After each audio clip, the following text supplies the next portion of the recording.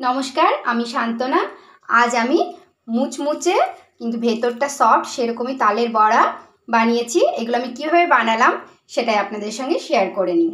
আমি একটা ছোট বাটির 1.5 বাটি ময়দা নিচ্ছি। 1.5 বাটি ময়দা নিলাম। হাফ বাটি সুজি নিলাম। নিচ্ছি 2 চামচ চিনি। মিষ্টিটা আপনারা আপনাদের স্বাদ মতো দেবেন। দিচ্ছি হাফ চামচ মৌরি। 1 টুকরো নারকেল নিয়েছি। এই নারকেলটাকে গ্রেটারে গ্রেট করে নিচ্ছি। নারকেলের টুকরোটা গ্রেট করে দিলাম। আমি যে বাটির মাপে সব উপকরণগুলো নিলাম সেই বাটিরই 1 বাটি তালের পাল্প নিয়ে নিয়েছি। এই 1 বাটি তালের পাল্প আমি এর মধ্যে দিয়ে দিলাম। এবার আমি হাতে করে এটা মাখছি। সব কিছুকে তালের পাল্প দিয়ে সুন্দর করে মেখে নিচ্ছি। একই বাটিতে আমি হাফ বাটির ওপরে একটু জল নিয়ে নিয়েছি। এবারে এটাকে একটু একটু করে জল দিয়ে একটা ব্যাটার তৈরি করে নিচ্ছি। ওই জলটায় বাটিতে যেটা নিয়েছিলাম হাফ বাটির ওপরে সেই জলটা একটু একটু করে দিয়ে আমি এটা মেখে নিচ্ছি। বাটিতে যে বাকি জলটুকু আছে সেটুকুও দিয়ে দিলাম। নরম করেই মাখতে হবে, কারণ সুজিটা দেওয়া আছে। সুজিটা ফুললে সুজিটা আরও অ্যাবজর্ব করবে জলটাকে, তাহলে আর একটু এটা টেনে যাবে, টাইট হয়ে যাবে। সেই কারণে একটু নরম করে এটা মেখে নিতে হবে।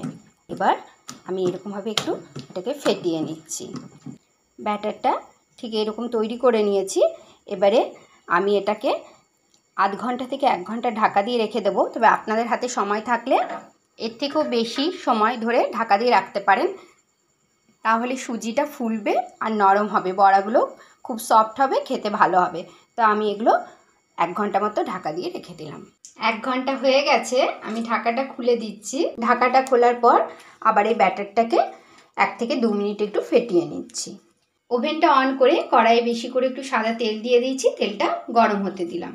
ওভেনের ফ্লেমটাকে হাইয়ে করে তেলটা গরম করে নিয়েছি। এবারে ওভেনের ফ্লেমটা আমি মিডিয়ামে করে দিলাম। ব্যাটারটার থেকে আমি একটু একটু নিয়ে এই তেলের মধ্যে দিয়ে দেব।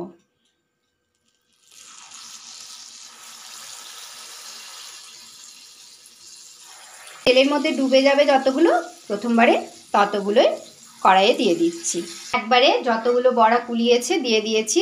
এবার দেখুন প্রথমের দিকে যেগুলো দিয়েছিলাম সেগুলো কালারটা একটা পাশ চেঞ্জ হয়ে গেছে, উল্টে দিলাম। ব্যাটারটা যদি এরকম 1 থেকে 2 ঘন্টা মতো ভিজিয়ে রাখা হয় তাহলে বড়াগুলো এরকম খুব সুন্দর ফুলবে এবং সফট হবে।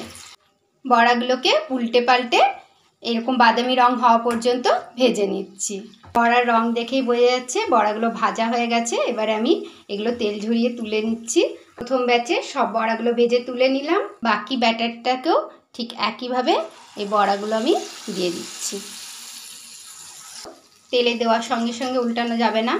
এগুলো যখন দেখবো যে ওপরের এই কাঁচা ভাবটা চলে গেছে আর তলার দিকের কালারটা চেঞ্জ হয়ে গেছে, তখন এগুলো উল্টে পাল্টে প্রথমবারের মতো একইভাবে ব্রাউন করে ভেজে নেব। বড়াগুলোর আরেকটা পাশ আমি উল্টে দিচ্ছি। সেকেন্ড ব্যাচের বড়াগুলোকেও উল্টে পাল্টে ব্রাউন করে ভেজে নিলাম।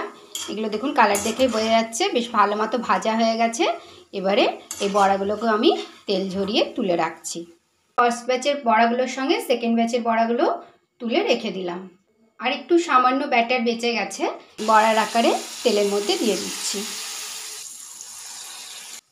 থার্ড ব্যাচের বড়াগুলোকেও আমি একইভাবে উল্টে পাল্টে ব্রাউন করে ভেজে নিচ্ছি। থার্ড ব্যাচের বড়াগুলো ভালো মতো ভাজা হয়ে গেছে। আমি এই বড়াগুলো তেল ঝরিয়ে তুলে নিচ্ছি। সব তালের বড়াগুলো আমি ভেজে তুলে নিয়েছি। এগুলো হালকা একটু গরম আছে, তাও আপনাদের দেখুন এটা একটা ক্রাঞ্চি আওয়াজ আসছে আর ভেতরটা ভীষণই সফট। নরম নরম তালের বড়া বানানোর জন্য আমার এই রেসিপিটা একবার হলেও বাড়িতে ট্রাই করবেন। Please to like, comment, share and subscribe to my channel. আজ এই পর্যন্তই। দেখা হচ্ছে পরের ভিডিওতে এরকমই সহজ সরল কিন্তু মজাদার কোনো রেসিপি নিয়ে। Till then take care. Thank you.